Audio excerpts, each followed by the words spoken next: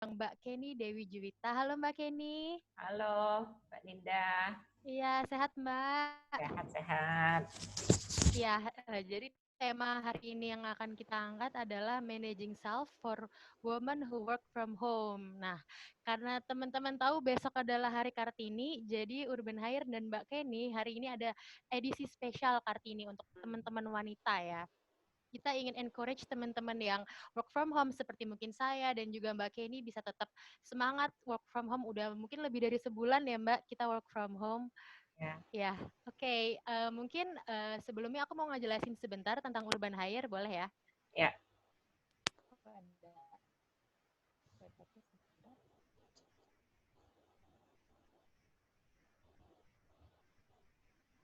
Ya, jadi Urban Hire adalah recruitment platform. Kita mempertemukan job seekers dan juga employers untuk bisa mendapatkan pekerjaan dan memenuhi posisi pekerjaannya.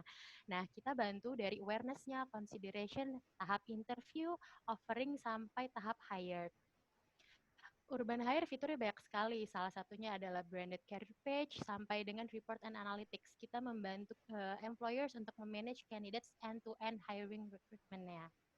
Nah, kita juga kerjasama sama beberapa university partners dan juga job distribution channel seperti di Google Jobs, Line Jobs, Glassdoor, dan juga kalau universitas kita kerjasama dengan ITB, UI, UGM, dan masih banyak lainnya. Saat ini Urban Hire juga ada online assessment bekerja sama dengan Mercer Metal dan juga kita bekerja dengan HRIS atau payroll itu dengan gajian, talenta. Mbak Kenny di sini ada waktu untuk bisa sharing dulu tentang diri Mbak Kenny, juga experience-nya, dan tentang tema ini sendiri. Oke, Mbak, Oke. dipersilahkan Mbak. Ya, terima kasih Mbak Ninda. Halo teman-teman sana. Saya tuh biasanya lebih senang yang interaktif ya. So this is memang juga beberapa hal untuk penyesuaian bagi kita semua. Lebih akrab dengan layar monitor. Terus, oke, apa yang saya lakukan selama ini adalah saya konsultan untuk bidang namanya service quality. Di service quality sekarang memang berkembang sehingga bahasanya ya lebih populer mungkin experience management. Mungkin kalau teman-teman tahu di dalam setiap industri pasti ada produk-produk yang mirip ya. Misalkan jual mobil, ya apapun mereknya mirip-mirip. Jadi dari satu brand ke brand yang lain apa yang membedakan sehingga itu ya timbul satu bidang disiplin ilmu yang disebut service quality. Jadi layanan itu memang membedakan antara engagement pembeli terhadap satu brand kepada brand yang lain karena dia punya service gitu ya, layanan. Nah, layanan ini punya standarnya sehingga bisa diukur secara uh, apa namanya secara pasti bahwa berdasarkan survei berapa indeksnya kepuasan pelanggan. Nah, apa yang biasa saya lakukan adalah melihat peluang-peluang bagi klien-klien untuk meningkatkan bisnisnya melalui pengelolaan layanan yang lebih baik gitu. Nah, ini salah satu yang contoh yang bagus nih, Urban Hire lagi work from home, ya kan biasanya pelatihan-pelatihan dilakukan secara offline ya. Ya, sekarang memberikan kesempatan kepada teman-teman untuk menikmati juga secara online. Gratis lagi hari ini ya. Yo, gitu. Itu adalah experience management yang teraplikasikan. Banyak orang mungkin bertanya-tanya terus ngapain aja gitu. Kalau konsultan itu ya bisa jadi nanti mengukur dulu, lalu bisa juga melatih para pegawai atau biasanya service frontliners kalau di bank ya CS, teller, kalau di otomotif tim-tim sales dan juga tim service-nya. Dan sekarang menariknya adalah hampir semua bidang industri membutuhkan yaitu value added. Jadi apa sih bedanya perusahaan saya dengan perusahaan yang lain? Ya itulah layanan yang lebih memuaskan. Nah, bicara soal pekerjaan tuh, memang sejak saya pindah ke Bali tahun lalu, pace itu sangat berbeda gitu ya. Kalau misalkan dulu tinggal di Jakarta, biasa deh jam tidur, jam makan itu berantakan gitu ya. Nah, kalau di Bali itu bisa agak sedikit pace-nya agak lebih lebih bisa ritmenya berbeda lah gitu. Baru kerasa kalau ada project ke Jakarta. Nah, itu Nah, memang balik lagi jadi orang Jakarta ya. Pagi-pagi, subuh-subuh udah di jalan ngejar-ngejar traffic gitu ya. Terus sekarang saya sebenarnya work from home ini konsepnya udah lama sih ya. Bagi teman-teman lain juga yang mungkin di industri informal, freelancer sekarang kan makin banyak gitu. Dan saya lihat tidak hanya konsultan saja yang bisa work from home. Teman-teman IT dan lain-lainnya juga mungkin sudah lebih terbiasa. Nah, yang kagetnya adalah sekarang pada saat work from home ini nggak boleh beneran kemana-mana gitu. Kalau cuma work from home aja mungkin masih bisa pergi ke mall, ke beli kopi, dan lain-lain. Itu kayaknya masih bisa hidup ya orang Jakarta ya, kayaknya ya. Nah, ini masalahnya kalau sekarang nggak boleh kemana-mana, PSBB ini, keluar pun harus pakai masker, begitu ya? Nah, terus hari ini harusnya saya pakai masker tuh katanya, kampanye PSBB.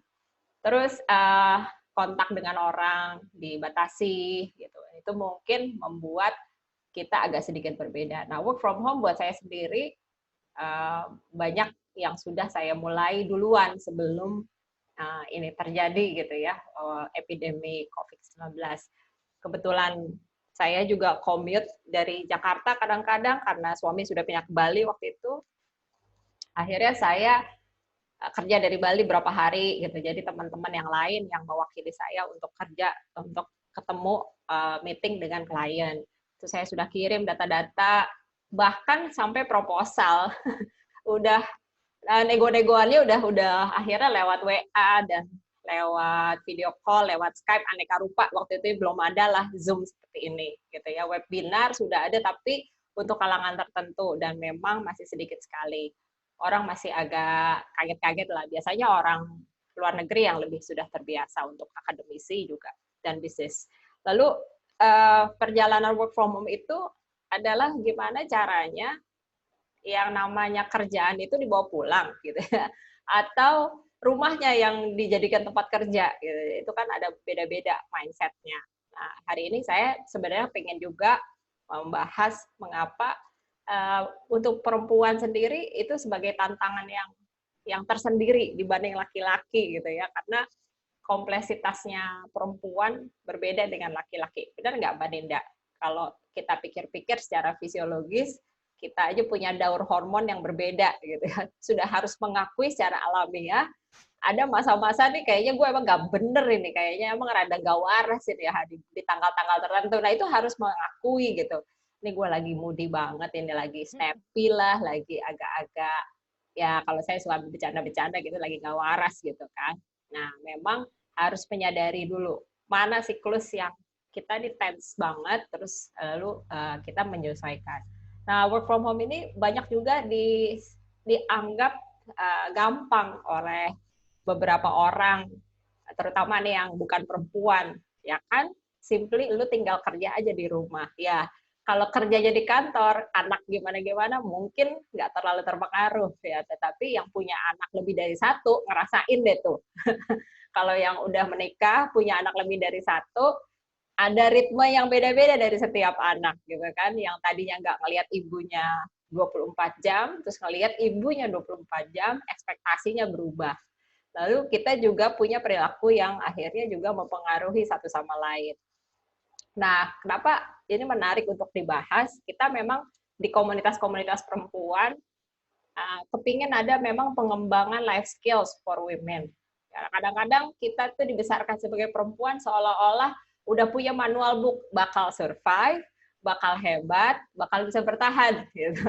Kalau nggak bisa bertahan, berarti lo nggak normal gitu kan. Padahal itu hal-hal yang harusnya dilatih. Dan orang tua kita dulunya juga nggak punya manual book. Jadi dia punya anak perempuan juga rada keder gitu istilahnya.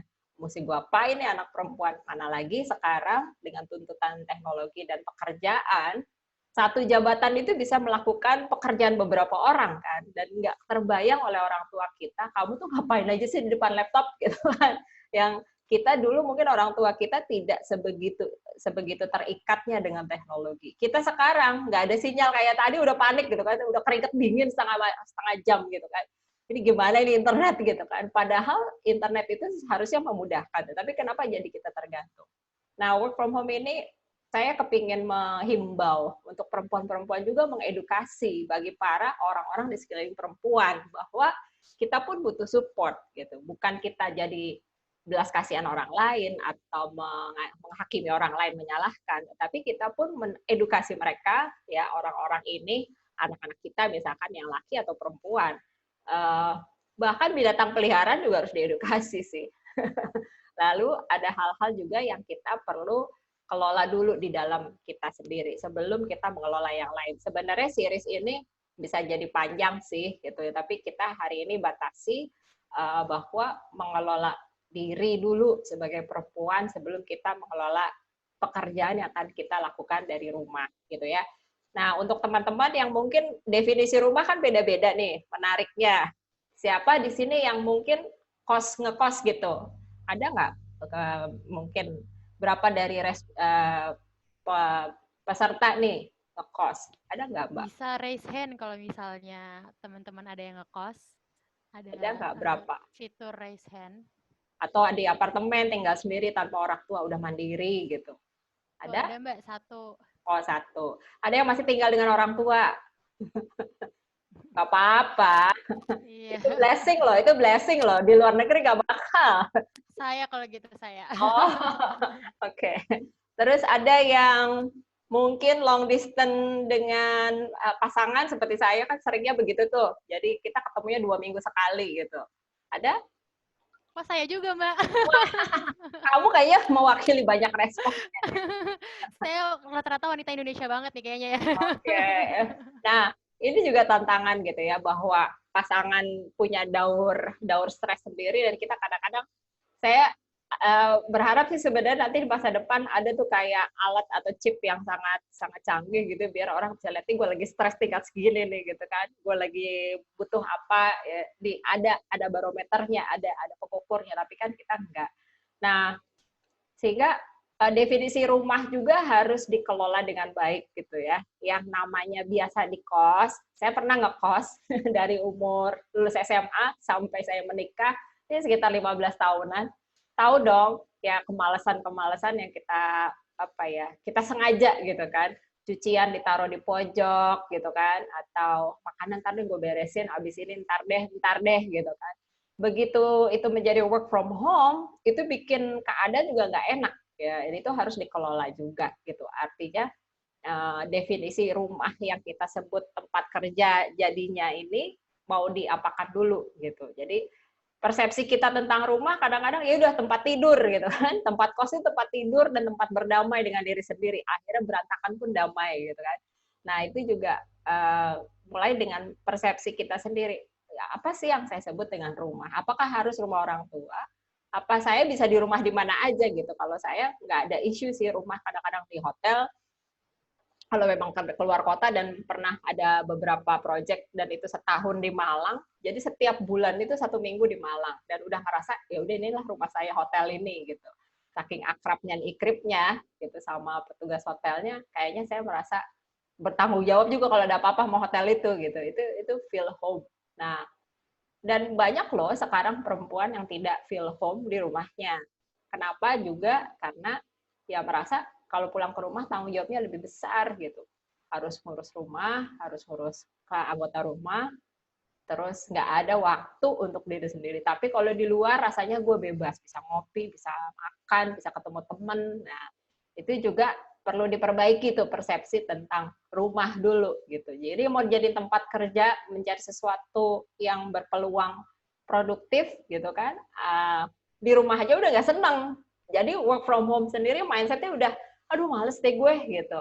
Kalau nggak di kantor tuh gue kayaknya kehilangan sesuatu deh gitu. Loh, berarti sekarang rumahnya pindah ke kantor karena di kantor lebih lama gitu ya, dari pagi sarapan sampai malam saper kan, ada kadang-kadang lembur sama teman-teman main werewolf lah, nah, udah lewat Telegram gitu kan. Nah, teman-teman ini jadi kehilangan sense of belonging terhadap rumah. Beda dengan zaman yang sebelumnya.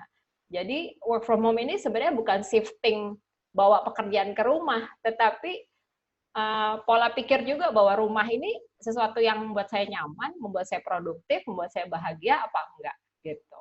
Nah, ini sih tetap bisa kita kelola lewat pola pikir itu dulu gitu. Yang paling penting pertama yaitu pola pikir. Rumah ini bagi siapa? Bagi saya atau bagi seluruh orang yang ada di rumah itu. ada kan perempuan-perempuan yang menguasai rumah. Jadi kalau sendok harus yang ini. Lewat dari sendok yang ini, semua orang dimarahin gitu kan. Kalau ini harus rapi, gunting harus taruh sini. Tetapi menyiksa apa yang di dalam rumah. Ya, kayak gue kalau ada ibu gue kayaknya hidup gue merana banget, semua diatur gitu. Every inch of the house, ya istilahnya semua titik di rumah itu harus dalam kendali dia gitu. Ya kan nggak bisa juga gitu ya kalau itu relakanlah bahwa ada orang yang tinggal bersama kita, pasti akan bikin berantakan, pasti bikin sesuatu yang nggak kita biasa lakukan gitu kan. Contoh sederhana, bisa lagi nggak mood gitu ya, ngerjain sesuatu di rumah, terus teman-teman karena merasa ini rumah gue harus kerja, nah itu juga harus dikasih tahu space mana yang mau dipakai. Jadi space untuk diri sendiri, emosinya, dan juga space ruang kerjanya di mana. Barangkali mungkin nggak, ruangan khusus nggak usah, tapi meja tertentu, pojok tertentu, dan headset itu juga sangat membantu loh gitu, karena distraksi dari suara itu bisa membuat kita juga sangat tidak nyaman gitu. Nah, mulailah dulu dengan diri sendiri mau definisikan rumah itu buat saya apa. Boleh ada nggak yang mau menjawab? Kalau buat saya rumah itu apa? Definisinya. Rumah itu tempat tidur, misalkan. Kayak gini gimana Mungkin nih? sambil nunggu pada bisa chatbox ya. Di chatbox nanti sambil ngobrol sama Mbak Kenny juga apa arti rumah gitu ya Mbak. Ya. Karena work from home, kita mulai dulu dengan rumah. Rumah itu buat saya apa? Nah, apa ya? Apa arti rumah bagi saya? Ya, silakan. Ke attendees Mbak, sorry. Oke. Kirimnya. Terus. Oh ya, oke. Attendees.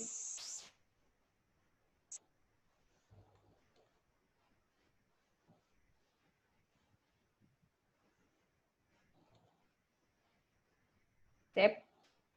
Ya. Gimana? Silakan.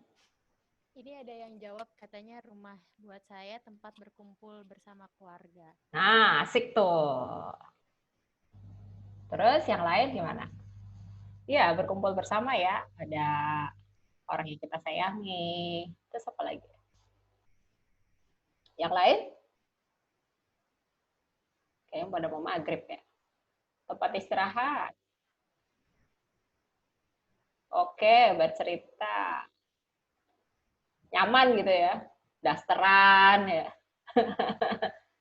Tempat me time katanya itu Mbak. Oke, kalau Mbak Ninda sendiri ngapain kalau di rumahnya? Apa mendefinisikan rumah apa sampai kita nunggu? Aku rumah tuh lebih ke tempat istirahat sih ya, karena aku orangnya sosial banget, suka ya di luar, suka kerja, suka jalan-jalan. Jadi di rumah benar-benar untuk istirahat aja sih sebenarnya. Cuman karena work from home ini ya dia bikin aku bosen udah sebulan di rumah.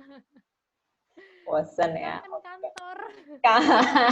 Sedih amat ya. Padahal rumah dicicil supaya bisa dimiliki gitu. Tapi begitu dimiliki maunya dijauhi gitu. Belinya mahal loh rumah zaman sekarang. Ayo. Saya masih zaman dulu yang masih bisa lah gitu. Sekarang makin kesini kan risetnya bahwa makin susah teman-teman untuk memiliki rumah sendiri. Banyak akhirnya memilih di apartemen dan tempat-tempat yang akhirnya nanti domisili sementara. Yang lain me time, oke. Nah jadi kalau bekerja itu bukan me time dong, ya kan? Nah pola pikir ini juga bisa sedikit perlu disesuaikan bahwa rumah itu adalah tempat yang bisa juga selain saya merasa nyaman, berkreatif, bener tuh Mbak Sandra, saya setuju. Tempat berkreasi kan, katanya bedanya kita dengan makhluk lainnya adalah manusia itu makhluk yang paling kreatif, ya. Nggak bisa makan aja bisa makan nasi goreng, dikasih kecap aja udah jadi. Nah, apalagi yang lain? Hari ini ada siapa berapa orang kah, Mbak? Rumah bagi saya ada tempat untuk kembali. Oh, kembali ya. kembali untuk Oke. bercerita kalau kesah dan kembali bangkit. Oh, kembali bangkit, luar biasa ya. Jadi kalau tersungkur itu di luar rumah pasti ya, di rumah nggak pernah tersungkur ya. Oke. Nah, rumah itu sehingga kalau kita sendiri tidak nyaman berada di rumah, coba diubah dulu gitu. Sebelum bekerja di rumah, diubah dulu supaya nyaman. Nyaman itu buat saya apa? Misalkan bersih. Ya udah, selalu harus bangun pagi, lebih pagi bersih dulu rumah sebelum mulai bekerjanya. Terus kalau misalkan rumah itu buat saya buat nyaman harus harum ya. Itu kan ada orang yang bilang, wah kok bau apa sih ini gitu, dari dapur bau, nggak suka bau masakan. Ya memang harus mengelola, berarti jam-jam saya mau kerja tuh si mbak yang di belakang atau jangan masak dulu ya gitu, saya butuh waktu untuk konsentrasi. Waktu kita juga berpikiran rumah, sebelah mana yang mau kita gunakan untuk bekerja gitu. Jadi manage juga diri sendiri. Oh, kalau saya mau naruh laptop di sini, jangan sampai lupa chargernya di sini. Colokannya harus untuk apa yang steady, jangan dicampur dengan yang lain. Terus kalau mau kerja, bingung sendiri. Aduh, chargernya di mana ya? Ininya di mana ya? Terus panik, terus kesel sendiri gitu kan. Aduh, ini apa nih gitu. Terus terutama yang udah punya anak, kasih mereka pengarahan bahwa ibu pakai ya jam sekian sampai sekian. Kamu mau pakai jam berapa? Gitu. Janjian. Jadi janjian. Kita pakai itulah bercanda-bercandaannya. Ya ini giliran siapa? Biasanya saya seperti webinar gini kan juga saya bilang, nanti ibu pakai ya buat urban hire jam 6 sampai jam 8 gitu. Itu udah teriak-teriak dari kemarin, terus pagi ini reminders, reminders gitu ya. Pinggir semua jam 6 jam 8 pokoknya pergi dari kamar gitu. Jadi kita punya kebetulan kalau saya ada 3 lantai, jadi lantai paling atas tuh yang paling enak untuk yang kayak begini-begini. Jadi saya bisa isolir diri, saya bisa naruh barang yang saya perlu, terus saya bisa nyatet-nyatet. Nah, mereka boleh pakai di saat yang saya lagi enggak. Atau saya ngalah ke lantai 2, misalkan. Ya udah, di depan TV. Emang mungkin tidak terlalu nyaman, tapi ada yang mau nonton TV enggak? Gitu. Hari ini ada yang mau nonton TV jam berapa? Ini janjian dulu, gitu. Dengan orang-orang rumah. Banyak perempuan yang merasa, ya udah deh, kan suami mau nonton TV ya, gitu. Terus sambil misu-misu, aduh aku kan nggak bisa konsen gitu. Wah, padahal sebenarnya itu bisa kita ya upayakan aja sendiri. Kayaknya gue nggak bisa konsen, gue pakai headset ya. Ntar kalau nonton ada yang seru, colek-colek gue aja gitu. Kalau saya suka bercanda-bercandain, namanya pakai headset kan kayak orang bego, kita nggak dengar. Atau ke bawah di lantai di kamar. Kalau saya nggak bisa kerja di kamar, buat saya kamar itu tempat beneran buat tidur gitu. Jadi buat ya harus gelap, ya sejuk, ya udah nggak ada apa-apa kecuali buku yang nemenin tidur. Nah mungkin ada orang yang memang kamar atau kerja dari kasur gitu kan, ya teman-teman yang generasi rebahan sambil miring begini kan ngomongin balas-balas email tuh saya sih salut sih, saya nggak bisa soalnya sambil makan Indomie di atas kasur gitu kan. Ya emang itu nikmatnya mereka gitu, tapi ingat aja bekas makanan, ntar semut, ntar lain-lain. Kalau memang kesehatan emak-emak itu ada kebutuhannya karena hal-hal yang tidak rapi membuat kita sendiri akhirnya lupa, tumpah. Nah, rumah sendiri. Nah, sekarang pekerjaan. Mindset kita tentang pekerjaan apa sih? Kan mau bawa kerjaan ke rumah. Kerjaan buat saya apa? Nah, ini rata-rata sudah berapa tahun bekerja? Kalau mungkin ada yang lebih senior dari saya nih kayaknya.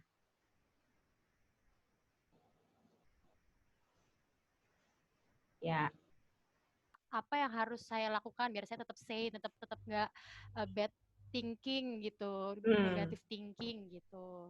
Oke. Mungkin Mbak Kenny kalau emang nggak ada yang bertanya di sini, Mbak Kenny ada, ada Oh, yang ada. mau bertanya. Oke, silakan. Bagaimana kita menolak pola pikir ketika fakta yang dihadapi bikin stres? Thank you. Ya, bagaimana ya supaya kita, padahal faktanya bikin stres. Tapi kan ada 2 jenis stres. Stres yang bagus, fasilitatif, membuat orang menjadi waspada, ya bekerja lebih guyat, lebih apa ya, fight gitu ya, untuk punya fighting spirit, atau yang destruktif gitu kan.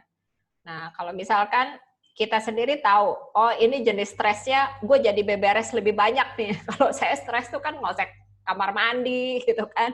Anak-anak suka bercanda. ini pasti lagi stres nih, dapur bersih banget ini katanya. Uh, itu ya sesuatu hal yang masih positif. Tapi kalau sudah destruktif, jadi akhirnya merusak lingkungan yang lain tidak nyaman, dan realize juga bahwa oh ya sorry ya ini membuat saya nggak enak. Kalau saya sendiri mungkin teman-teman juga lakukan, agak klise sih gitu, bawa lagi ke dalam, jangan keluar. Kalau buat saya sekarang saya mau apa, kalau mau nangis kejer gak bakal selesai juga gitu kan persoalan itu. Sekarang yang bisa dilakukan step pertama aja dulu, langkah pertama apa dulu, yang lain nanti lihat nanti.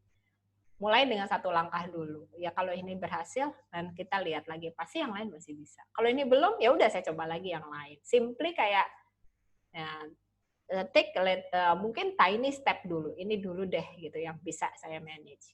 Tarik napas, jalan lagi nanti gitu. Itu sih saya rasa teman-teman juga sudah lakukan, tapi it's always good ya untuk saling mengingatkan gitu.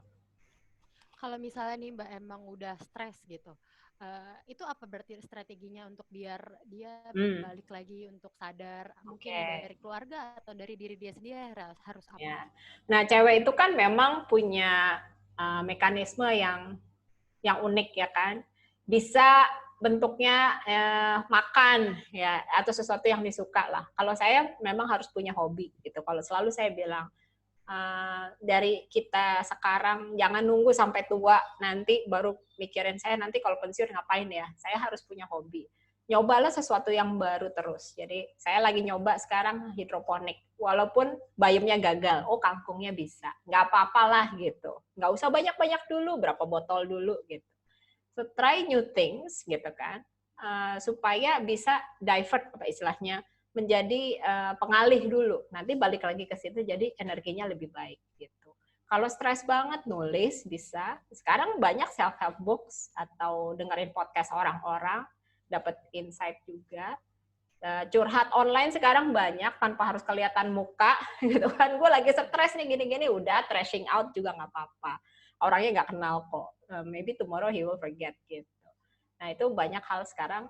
Saya rasa bisa juga berdayakan bikin jurnal sendiri apa yang sedang dirasakan. Besok-besok kalau balik lagi udah nggak stres, lihat, oh kemarin saya juga ternyata mikirnya begini ya. Memperbaiki diri lewat jurnal pribadi itu. Kalau orang dulu bilang diary, sekarang bisa pakai blog, bisa pakai apa sih, aplikasi-aplikasi itulah sekarang yang lebih canggih-canggih. Itu sih. Ada lagi? Oke, ada lagi yang mau bertanya?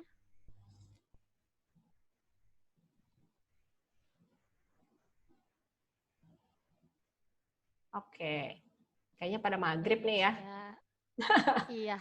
Dan pas juga udah mau jam 6, setelah sampai juga kita di ujung acara, udah 1 jam ternyata Mbak Kenny udah sharing-sharing sama kita. Thank you banget Mbak Kenny udah jadi speakers di Urban Inspire pertamanya Urban Hire, dan juga dari Bali ya Mbak? Iya. Iya. Thank you for your time. Semoga Mbak Kenny sehat selalu. Semoga sukses Urban Hire. Ya, teman-teman semoga menjalankan work from home-nya menjelang Ramadan juga ya. Jadi semakin sabar. Iya, tetap semangat. Sebelum Ramadan udah latihan kayaknya, sabar. Iya. Baik, sampai tetap situ dulu. Semangat. Terima kasih. Makasih Mbak Ninda. Sampai ketemu. Iya, terima kasih semuanya. Selamat malam.